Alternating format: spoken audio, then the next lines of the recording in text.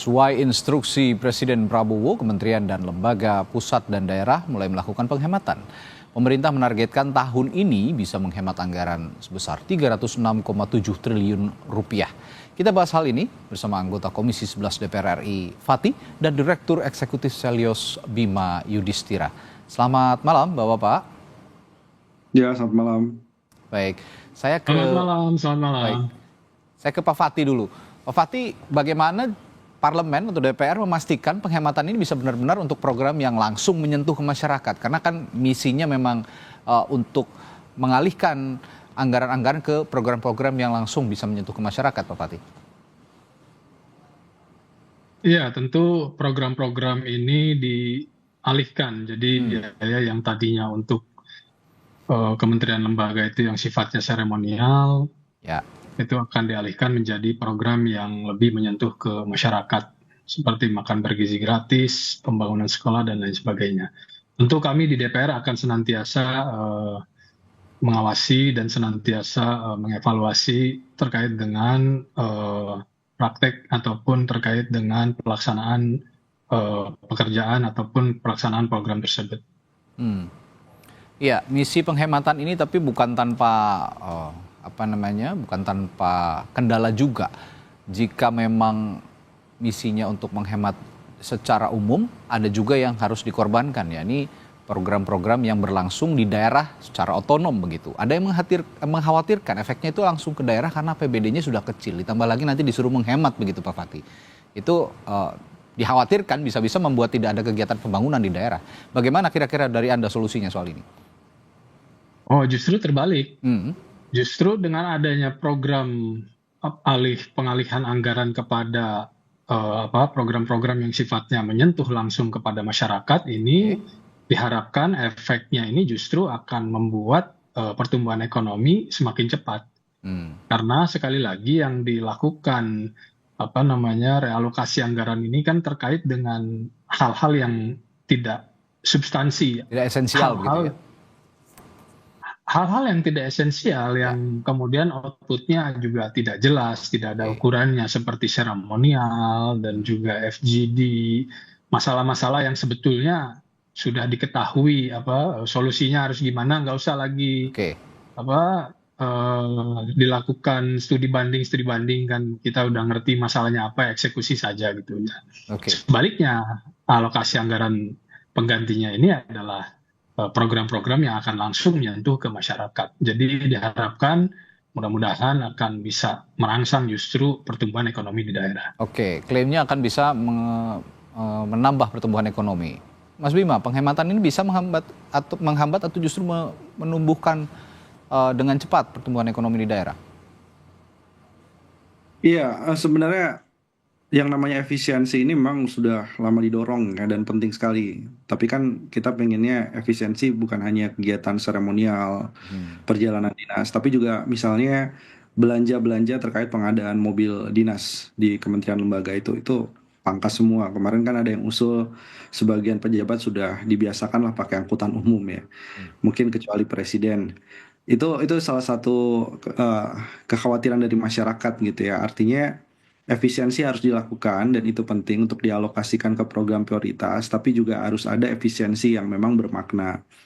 Dan catatan lainnya adalah soal penambahan anggaran misalnya untuk makan bergizi gratis dari hasil realokasi efisiensi ini juga harus dimonitor karena anggarannya makin besar. Nah, untuk kapasitas dari sisi fiskal daerah, ini kan era otonomi daerah. Itu dia. Ya, memang dari sisi pemerintah daerah memang ya ada beberapa yang anggarannya gemuk dan diparkir di akhir tahun di bank daerah. Mereka itu menjadi praktek yang kebiasaan. Tapi di sisi yang lain, apakah bentuknya harus menggunakan inpres atau sebenarnya bentuknya lebih ke arah dialog yang sifatnya setara antara presiden gitu ya dengan kepala-kepala daerah, bahwa ada urgensi untuk melakukan efisiensi dan tergantung dari masing-masing kepala daerah menentukan bagian mana yang harus dilakukan pemangkasan, sehingga aspek otonomi daerah dan kapasitas fiskal daerah yang berbeda-beda termasuk daerah pemekaran itu juga bisa menjadi salah satu perhatian. Oke, Mas Bimo gini, setiap presiden kan punya kebiasaan masing-masing ya sebenarnya. Kalau Pak Presiden Jokowi dulu, presiden sebelumnya, punya kebiasaan mengumpulkan kepala daerah termasuk gubernur, bupati, wali kota, termasuk untuk mengonsolidasikan soal anggaran. Nah, di eranya Presiden Prabowo ini, apakah langkah itu juga perlu untuk menyeragamkan pemikiran bahwa efisiensi anggaran ini akan dialokasikan ke hal-hal yang lebih esensial, yang lebih penting, termasuk di daerah, Mas Bima? Iya, saya pikir begini, saya pikir ada beberapa ya, tidak bisa dipotong rata semua daerah. Hmm. Koordinasi yang paling penting itu daerah terutama di Jawa, Jawa Barat, Jawa Timur, kemudian di Banten. Itu karena di akhir tahun, pada saat itu kita lihat satu persatu bahwa beberapa provinsi itu angkanya besar sekali, itu ratusan triliun yang disimpan dan dijadikan silpa anggaran. Nah, ini mungkin koordinasinya hanya beberapa daerah yang spesifik. Hmm. Tapi kalau daerah-daerah yang lain misalnya harus ada instruksi untuk melakukan efisiensi, padahal di Papua Ya. baru ada daerah yang mekar, itu menurut saya juga kurang bijak melakukan efisiensi itu. Berarti termasuk daerah 3T itu tadi ya, yang tertinggal, terdepan, terluar, ini juga sebenarnya tidak perlu terlalu dikoordinasikan karena memang alokasi anggaran mereka lebih butuh untuk itu, begitu ya, Mas Bima? Ya, ya justru harusnya dilakukan Optimalkan penambahan transfer daerah, juga transfer terkait dengan dana desa, dan program prioritasnya difokuskan dulu misalnya MBG untuk daerah 3T sehingga kapasitas fiskal daerahnya bisa lebih baik di daerah-daerah yang memang terluar termiskin. Oke. Sebelum saya balik ke Pak Fatih, saya ada pertanyaan juga soal transfer dana daerah yang diminta hemat 50T tadi oleh Pak Prabowo. Sedangkan di sisi lain sudah ada juga beberapa item yang dimunculkan oleh pemerintah pusat untuk dipangkas. Nah, dari beberapa item itu menurut Anda, Mas Bima, sektor esensialnya sudah keseluruhnya mencakup untuk diefisienkan atau masih ada hal-hal lain yang perlu sebenarnya dipangkas? Ini yang kita perhatikan itu dalam 10 tahun terakhir beban belanja pegawai itu kenaikannya 83%. Oke. Jauh melebihi anggaran perlindungan sosial ya dalam waktu 10 tahun terakhir. Jadi memang harus ada evaluasi terkait dengan tunjangan-tunjangan yang tadi tidak berorientasi pada program prioritas Pak Prabowo. Terutama misalnya juga menyentuh tunjangan di Dirjen Pajak karena ada Cortex yang bermasalah sistemnya yang membuat pengusaha juga sulit melaporkan pajak, mendapatkan faktur PPN. Itu juga harusnya menjadi bahan evaluasi yang sangat-sangat signifikan. Kalau memang mau melakukan efisiensi, saran saya sih dimulai juga dari efisiensi belanja pegawai. Oke. Gantikan sebagian pegawai yang rutinitas kemudian repetitif kerjanya itu dengan teknologi. Saya kira itu harus sejalan. Jadi bukan hanya sifatnya misalkan seremonial, FGD, itu hal yang penting untuk dilakukan efisiensi, tapi belanja pegawai itu pos besar sekali Ya. yang harus disentuh juga. Ya, sepakat. Belanja pegawai memang dari tahun ke tahun selalu memakan anggaran yang sangat besar, yang akhirnya ujung-ujungnya banyak yang tidak efisien juga penggunaannya. Saya kembali ke Pak Fatih. Pak Fatih, ini kan pemerintah meminta berbagai instansi, kementerian, lembaga, baik di daerah maupun juga di pusat gitu untuk menghemat anggaran. Tapi ada juga kritik publik, katanya bagaimana dengan DPR, lembaga legislatif, apakah juga ikut mengkampanyekan masalah efisiensi anggaran ini atau masih normal-normal saja? Jangan-jangan masih normal-normal saja nih? Oh ya, tentu semua instansi termasuk DPR juga melakukan upaya-upaya efisiensi ke depannya. Jadi tidak ada instansi ataupun tidak ada elemen yang dikecualikan terkait program ini.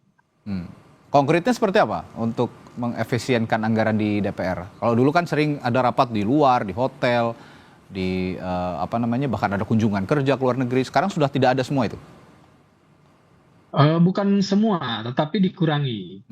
Sekali lagi terkait dengan kegiatan-kegiatan luar, rapat-rapat di luar yang outcome-nya tidak jelas itu yang dikurangi gitu. Nah, kemudian rapat-rapat yang bisa dilakukan di kantor itu juga mulai untuk dilakukan di kantor, tidak lagi di luar. Jadi seperti itu, Mas. Oke. Jadi sebenarnya masih ada, hanya dipilih begitu ya kira-kira Pak Fatih ya, yang esensial. Betul. Rinciannya ada, publik bisa tahu rincian yang tetap masih ada yang sudah dipangkas itu untuk keperluan rapat-rapat mengenai hal apa saja? Iya, jadi begini Mas, rapat-rapat yang dilakukan oleh kementerian lembaga ataupun DPR juga Pemda, Pemprov, Pemkot, Pemkab itu tetap akan dilakukan. Artinya ada rapat-rapat yang memang membutuhkan ruang rapat yang memang besar kan gitu. Ada koordinasi yang sifatnya harus dilakukan itu antar instansi. Itu tentu tidak bisa dilakukan di kantor kan gitu. Ya. Nah, itulah yang akan dilakukan di luar. Sementara rapat-rapat kecil, rapat-rapat koordinasi yang sifatnya bisa dilakukan di kantor masing-masing, itu dilakukan di kantor masing-masing. Dan sekali lagi, kegiatan rapat ini bukan efisiensi ini bukan berarti melarang 100%. Kalau melarang 100% artinya industri industri MICE, industri hotel, catering dan lain-lain juga akan terganggu. Tetapi ini kegiatan yang sifatnya itu seremonial, yang sifatnya itu outputnya itu tidak bisa ada ukurannya begitu. Tetapi kalau rapat koordinasi, impactnya tidak instan begitu kira-kira ya? Betul. Ya. Oke. Baik, ya saya kembali lagi ke misi penghematannya pemerintahnya Pak Prabowo ini. Anda sebagai dari DPR juga kan punya fungsi pengawasan begitu terhadap hal-hal esensial termasuk misi penghematan dari pemerintah. Nah, tadi Pak Prabowo juga dalam berita pengantar sempat mengatakan perjalanan dinas kalau bisa dipangkas dihemat 20 triliun bisa dialihkan buat bangun sekolah, revitalisasi sekolah. Yang saya ingin tanyakan, pengawasan dari DPR sejauh mana bisa ikut mengawasi efisiensi penghematan anggaran seperti yang salah satu dicontohkan oleh Pak Prabowo tadi? Ya, tentu kami sangat bisa untuk mengawasi jalannya program ataupun jalannya instruksi yang telah diberikan oleh Bapak Presiden, karena anggota DPR ini kan terdiri daripada berbagai macam konstituensi, berbagai macam dapil kan gitu. Nah, di situ kita tentu bisa langsung melihat seperti apa. Kita bisa langsung melakukan monitoring seperti apa efisiensi, seperti apa instruksi tersebut telah dijalankan. Justru alat ukur evaluasi ataupun supervisi yang paling efektif ini melalui rekan-rekan anggota dewan gitu. Oke. Mas Bima, Anda ngelihat tapi pemerintah sudah cukup terbuka belum soal pos alokasi anggaran yang dihemat ini sejauh ini? Iya, kalau dari keterangan ya Kementerian Keuangan memang sudah bisa dibaca. Jadi misalkan dari anggaran perjalanan dinas itu ada pemangkasan, kemudian sewa kendaraan bermotor. Jadi pos-posnya setidaknya meskipun tidak secara detail per kementerian, karena namanya juga instruksi, tapi sudah bisa dibaca kan angka 300 triliunan lebih itu didapatkan dari pemangkasan apa saja nih. Jadi persentasenya itu sudah bisa dibaca gitu. Tapi yang menjadi perhatian ini kan di kementerian lembaga di mana kontrolnya memang ada di Kementerian Keuangan. Bagaimana dengan yang ada di pemerintah daerah ini bervariasi nih. Jadi ada beberapa pemerintah daerah kita akan terbitkan pemangkasan anggaran melihat instruksi dari presiden, tapi ada juga yang belum. Jadi masih bervariasi yang kemudian ditanggapi oleh pemerintah daerah juga. Oke, nah pertanyaan saya selanjutnya begini. Oke, tadi sudah cukup terbaca lah begitu ya pola alokasi anggarannya. Yang saya tanyakan berikutnya adalah bagaimana juga kementerian lembaga ini merubah mindset. Kadang-kadang mindset itu juga jadi penghalang untuk misi penghematan atau efisiensi. Jangan sampai misi penghematan ini terhambat oleh mindset di kementerian yang tidak ada anggaran, programnya nggak jalan. Akhirnya misi penghematan juga esensinya tidak kena. Gimana nih Mas Bima kalau soal ini? Iya, sebenarnya begini, kalau soal esensi dari penghematan anggaran ini kan kalau program prioritas Pak Presiden, apalagi di awal Pak Presiden itu kan juga senang sekali untuk diplomasi internasional. OECD tetap jalan, BRICS tetap jalan, dan kondisi situasional dari perang dagang. Artinya perjalanan dinas itu seharusnya nggak usah dipotong untuk Kementerian Perdagangan, khususnya untuk Dirjen Perdagangan Luar Negeri misalnya. Begitu juga untuk Kementerian Luar Negeri. Nah, jadi harus ada kejelasan begitu. Kalau dipangkas semuanya, ini beberapa ada yang komplain juga, misalnya dari kementerian yang ditugaskan untuk aglomerasi industri strategis di daerah. Dia harus ketemu dengan kepala daerah, dinas perindustrian di daerah. katanya nggak bisa semuanya menggunakan rapat online, jadi harus ada kunjungan juga. Dan kalau anggarannya sudah diblok untuk perjalanan dinas, bisa mengganggu program. Nah, detail-detail itulah yang sebenarnya memang penting sekali untuk dibahas, sehingga ada kejelasan. Jangan sampai nanti begini, pertumbuhan ekonomi sulit tercapai 8%. Bahkan angkanya misalnya di bawah 5% tahun ini. Itu karena penghematan anggaran, Pak. Kami dari pihak kementerian nggak bisa bergerak ini dan itu karena anggarannya dipangkas. Nah, ini harus dikelirkan karena khawatir ini akan jadi apologi juga Itu dia. dari pembantu dari presiden yang secara teknis mengerjakan program prioritas. Itu untuk bilang bahwa ya anggarannya nggak cukup, maka kami tidak bisa mencapai target. Oke. Nah, itu bisa blunder nanti kepada pencapaian dari Pak Prabowo sebenarnya. Ya, terminologi seret itu tadi yang harus diperbaiki dengan cara tadi ya, mengidentifikasi mana-mana saja yang penting, mana-mana saja yang tidak, sehingga bisa efisiensi penghematan anggaran ini esensinya bisa benar-benar terasa dan langsung merambah ke program-program yang menyentuh ke masyarakat. Baik, terima kasih anggota Komisi 11 DPR RI, Pak Fatih, dan juga dari Selyos ada Mas Bima telah berbagi perspektifnya malam hari ini di Sapa Indonesia Malam. Sampai jumpa lagi.